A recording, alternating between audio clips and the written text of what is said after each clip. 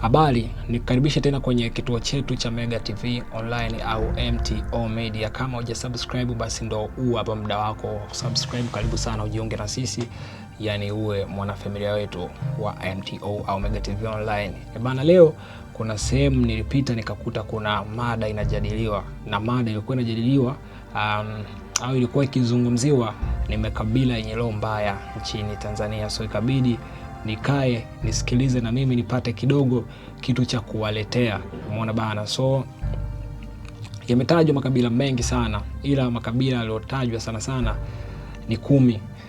Nini maana ya roho mbaya?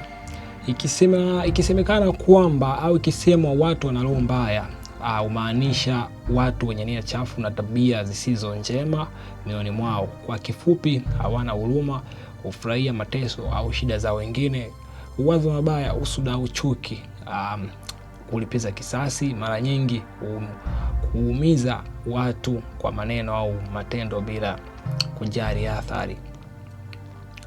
So makabila 10 yenye roho mbaya Tanzania NB. Katika makabila haya haimaanishi kuwa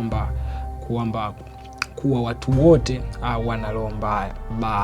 Hii hapana, rasha, napinga kabisa. So sina maana hiyo, au wao pia wakuwa na maana hiyo, bali baadhi yao kwa asilimia kubwa ndio wana roho mbaya. So kabila namba 1 ambalo limetajwa ni Wandali. Umeona bana, Wandali wanatokea Mbeya. Umeona bana, lakini pia kabila namba 2 lililotajwa ni Wapare, au hapa wanatokea Same, Kilimanjaro. Lakini pia kabila namba 3 ni wa Arusha. Umeona bana, hao wanatokea mkoa wa Arusha. Lakini namba 4 ni kabila la Walangi. Walangi wanatokea Kondoa. Namba 5 ni Waha. Waha wanatokea Kigoma. Lakini kuna namba 6 ni kabila la Wachaga.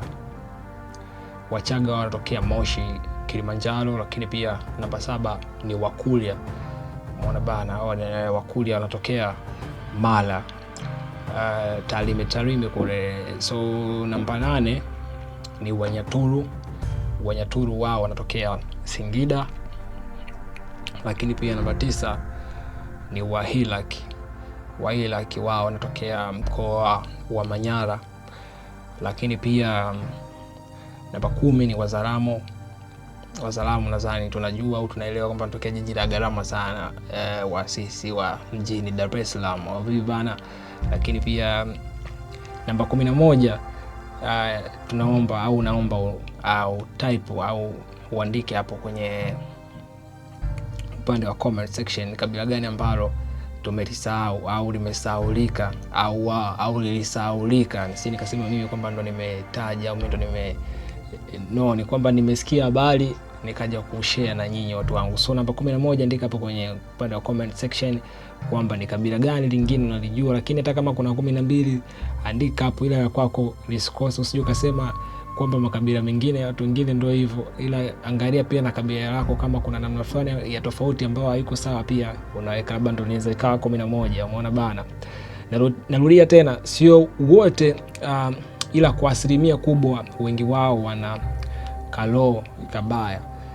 Mimi naitwa Mtanuaji na hii ni MTO ya Mega TV Online. Kisha umesubscribe ili unakuwa kwanza kupata video zetu zote ambazo tunazipandisha kwenye hii hapa media yetu ya Mega TV Online. Nikutakia siku njema na asante sana mtu wangu. Chao, na tuko pamoja sana.